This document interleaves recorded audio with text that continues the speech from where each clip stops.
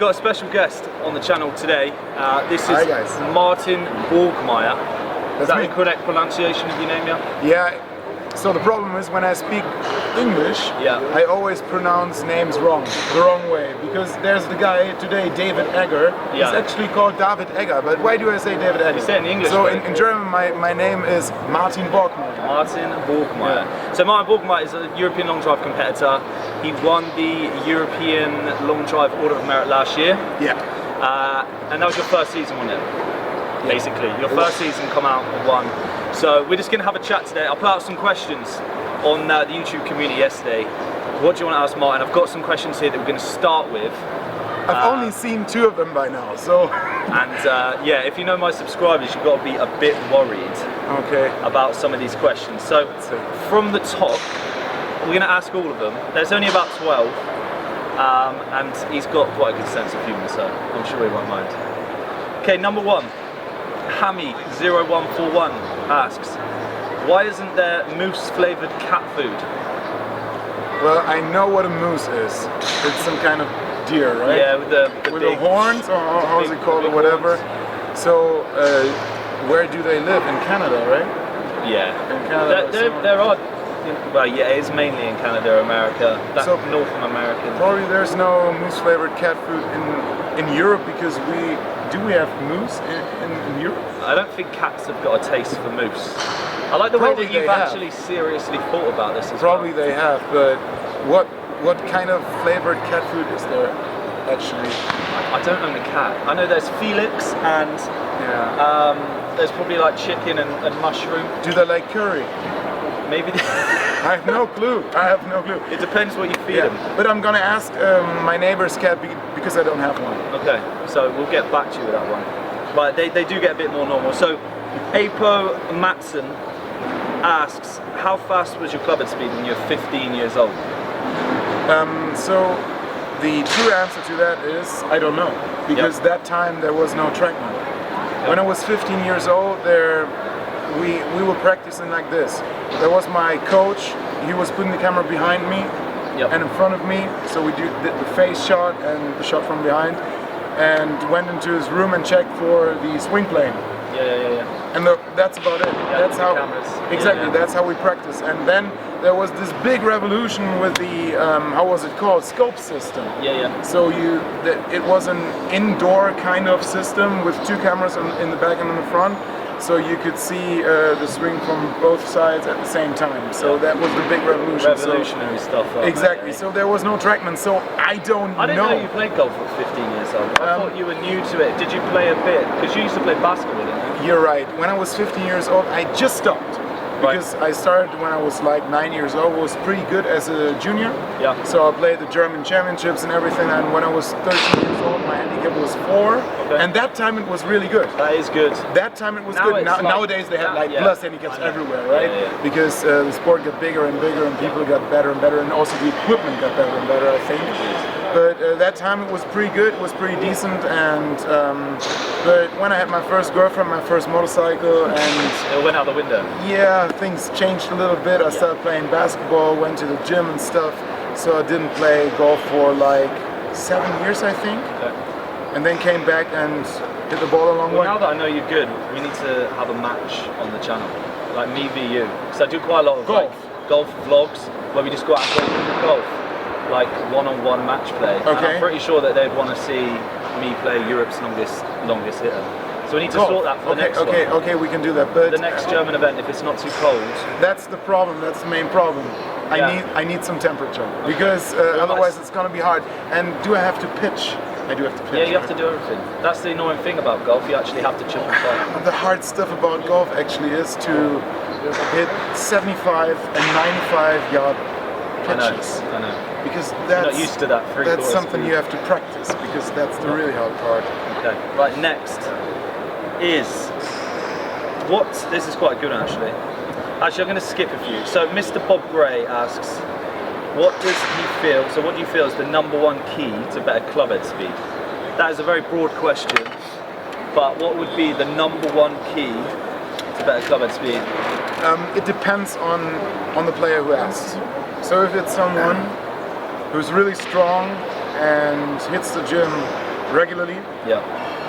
I would say get a coach who knows what he's talking about. Yeah. So a long drive coach. Like you've done. Exactly. Lee Cox. Exactly. I went straight to Lee Cox when I started long drive, or when I started to take long drive seriously, right? Because there's a few things that are different to golf technique. We're doing things that a golfer wouldn't do, but these things, they give you some distance, right? Yeah. It's an alien move, isn't it? And you have to revert between the two. That's what I found. When I try and play normal golf, I have one golf swing, and then the long drive swing is completely different. It is. And you just can't put them both together. Absolutely. So I would recommend get a coach, get a decent coach, get a long drive coach. If you're in the UK, see Lee Cox, and he's going to help you. But if it's a guy who's never or not too regularly hitting the gym, do squats. Do squats, do deadlifts. Yeah, just do compound exercises, get strong. Yeah. Because it's not a coincidence that strong people hit a long ball. Yeah. Get strong. Yeah. Good answer. Okay, so Mega Joey says, what distance does your normal driver go compared to your long drive driver? Yeah. So starters, your long drive driver, if it's flat and there's medium roll, what are you looking at, about 420-ish? Yeah. Yeah? Yeah. 420-ish is a decent number. So when I hit on Foresight, for example, and I set the sea level right here, we were at 795 feet sea level, so Stuttgart sea level. Yeah. So that's true elevation, actually.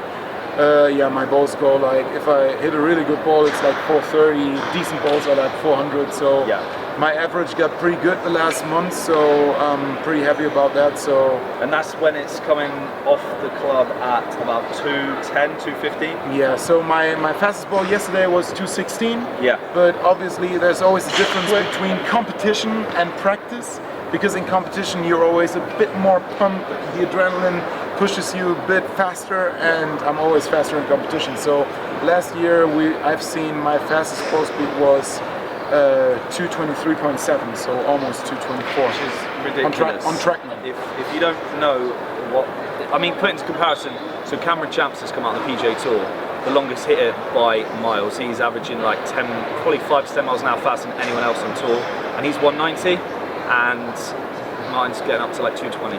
So it's ridiculous. But Cameron hits it down the middle almost every time, right?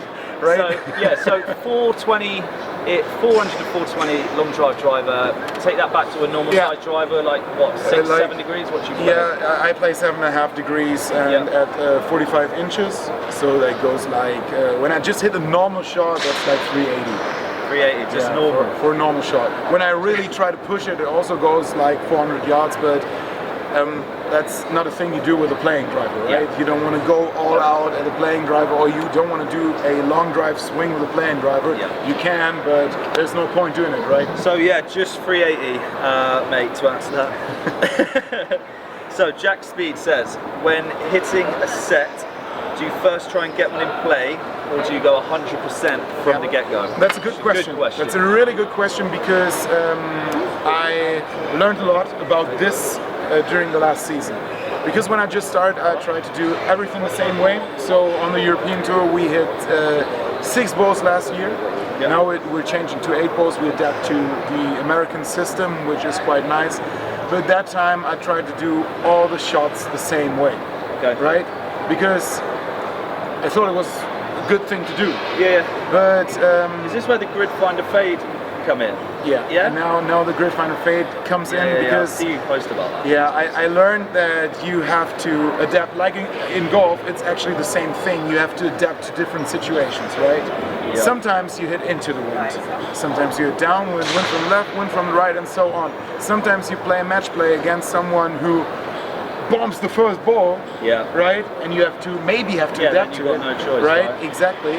Or maybe you know he's filling the grid, or you face someone who's known for quite a consistent ball strike, right? So he's filling the grid, and you know you have to get one in.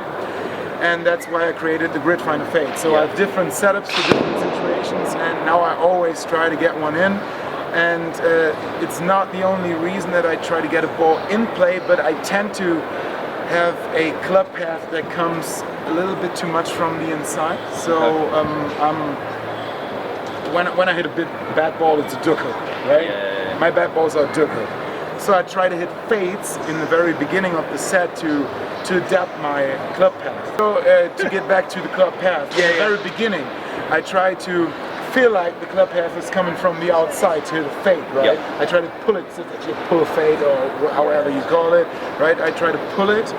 So actually my path gets more neutral. Okay. And when I then switch to the, I don't know, 4th and 5th ball, my club path is more neutral, right? So it helps me to prime myself. Okay, cool. Interesting. Right. There are a few questions. There's some ridiculous ones. Right, we're going to finish with this one. So, Ross Butler asks, what got you into long drive and when did you realise that you could do well at it? Yeah. And it wasn't long ago, was it, that you Good started? question. It was not. So we had the German Long Drive Championship in 2017. Yeah. And actually some guy from my home club, because I was just playing golf for 2 years that time, when I came back to golf, right? It was 2 years ago that time. And he's seen an email from the German Long Drive Championship. It was just marketed like, come and try to hit a long ball. And he was like, Martin, that's something for you. And I was like, I don't know how. I know I hit a long ball, but I don't know if I can keep up with these guys, right? Because you never have a comparison to the long drive guys, because you don't know until you get there. Exactly, it's the same with you when you're playing with a group of, don't know, handicap 6, 7, 8, 10, 20 people. You're always the longest guy. Yeah, of course. But you don't know if you're that long, if you're long or long, right? So he actually registered me to play the event. And so I went to Cologne and played the tournament. I hit the longest ball of the day just like that. It was into the wind, 360 yards that day. It was pretty. Did you win your first event? It was pretty wet, and I did not win the first event. I went to the final, and because it went dark outside, that's my excuse. It went dark outside. The last match was reduced to 5 balls. You need some of that cat food, mate. Exactly. Some moose food. Yeah. It was reduced to 5 balls, and I hit everything OB. I just hit a bad set. I was unexperienced, right? And but not a bad start, mate. Yeah, the other guy put one in at it was 274, so not too long, right? He just hit one down the middle. And but it didn't matter if I won the event or not. It was like, okay, it seems like I'm good at this. So that's in Germany we say let's rip our asses off. And do you say the same in German? In English? Not quite. Okay. But we ripped off our asses. That was what we were talking about yesterday, wasn't it? Like, you never know where you stand, and this is to encourage anyone to get into long drive. Absolutely. If you think that you are, you've got some potential to hit a long way, the best thing is to do is to just enter a tournament. And what we're doing with, which we were going to talk about in a second, the European Long Drive Games, we've got amateur entries as well. So it's a really good way to go into the amateur side, compete against some people under pressure, kind of see where you are. You're still, on the same day as the pros. So just get and compete. And I would encourage everyone to try, because it's totally different to be on the tee box and hit 8 balls in a row than hit, find, hit again. Right? Absolutely. I mean, I wasn't going to compete in this first event, and it was Martin that well, I wouldn't say pressured, but encouraged. I did. He did pressure me. Of course. What are you doing? £100? Yeah. What is £100? Just get out here, get your flight. Exactly. But I'm glad I came, because already picked up things, and I know I need to work on now going up to the next event. So. And by the way, it's always different what you do in competition than you do in practice. What you practice is not what you get in your competition, because your swing is always different in competition. Yeah, the condition is totally different, and you can only get better in competition if you compete. So try and compete. Okay, so the next bit after the chat, thanks for all the questions. I'm sure you got some entertainment from Martin's answers there. Right, we're going to talk about the European Long Drive Games, which is a new organisation that Martin and his colleagues have set up, because he feels, and we all feel, the European long drive itself hasn't been pushed forward in the way that it should have over the past 5 to 10 years. It's a really entertaining sport. When people come down and watch it like they did today, they're always entertained. It's just a matter of getting people there watching and kind of pushing it forward and getting more coverage for the sport and pushing it on to what it should be. So I'll let Martin just quickly introduce the European Long Drive Games, which he's set up, and talk about who you set up with, and just basically put it in a nutshell so we can get some information about that as well. Yeah, so the whole idea about this is that we as long drivers create a tour for the players. Yeah. So the most important thing about long drive now in Europe is the players. We need to focus on the players, and if we push them to perform well, we put on a show that is interesting for others, because long drive's got so much potential, not only in the golf area but also everywhere publicly. You can show long drive to anyone, any guy, and I know in the UK golf is well known, but in Germany it's not too well known. If you go somewhere on the street and you ask someone about golf rules or what a birdie bogey dogleg is, they don't know, right? But if they watch long drive, they understand in like 2 minutes what's going on, right? A hits it further than B, so A won. Very accessible, isn't it? Very exactly. Accessible. So what we're doing is we try to push long drive in a direction over the next couple of years that, from a marketing perspective, is more interesting for everyone. And if the players do well in that competition and perform well and put on a show, it's good for everyone. So how we started is we founded the European Long Drivers Association, actually yesterday, together. We had a long old meeting, didn't we? Absolutely, it was 3 hours. 3 hours. Right? That's we discussed everything, right? So we set up a basis for the players, with the players, so everyone is involved, so we can agree on a rule set and everything that is needed on the sports side.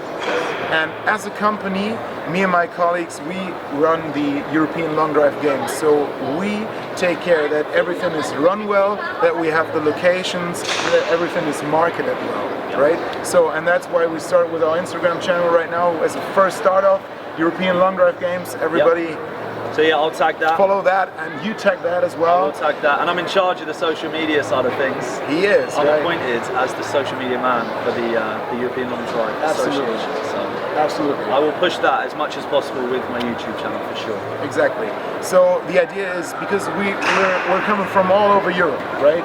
We're coming from the UK. Different other people also coming from the UK. We have people from Spain, from Germany, from Serbia, from everywhere around Europe.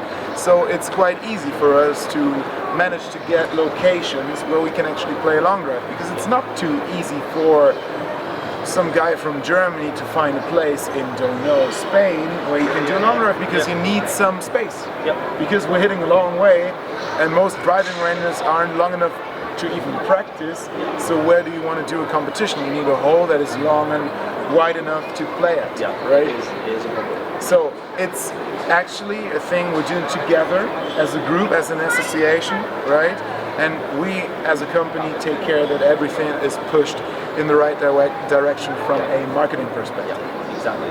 I mean, America has done quite well pushing long drive. It features on the Golf Channel, like the live coverage. Prize money for the Americans is so much higher than it is for us. Prize money isn't everything. Ultimately, it's about growing the sport, and then prize money will come. But if we can just push it on to get it to that kind of popularity, I mean that's the main thing. Because if you look at the Worlds, and people were talking about this yesterday, it's just populated by Americans, really, isn't it? The Worlds out in America, like the what used to be the Remax, which is now the whatever. World Long Drive, Volvic. Yeah, which is now the Volvic Long Drive. It is, I think there's like 20, was it like 20 Europeans went last year, and the rest Americans, or something, a very small amount? I think it was 14. 14? Yeah, it was 14, then some guys from Asia, some from Japan, most of the guys, and New Zealand, but the rest was Americans. It was like 75% Americans, ish. So, but as you said, you can see by the number of viewers, I think they had 6 million people watching the World Long Drive Finals. Did they really? 6 million people on Golf Channel. So that's crazy. There you go. And there's the money right there. There's the money in the sport. Absolutely, and that's why they're only doing TV events next year. So this year, actually in 2019, they're only doing 6 events, but all of them are televised. So, and that's also where I'm going to compete this year, because I'm eligible to play it. So to play the World Long Drive Tour, because I'm in the top 50 of the World Long Drive ranking. I think I'm in 35th position at the moment, so yeah, you got a good chance, mate. Let's see how that turns out. So I try to push both sides, right? To try to push the European side to grow the sport as much as possible, and to compete as an athlete in the US as well, and to represent the European part. So this is the effort that we're all putting in, really, to grow the sport.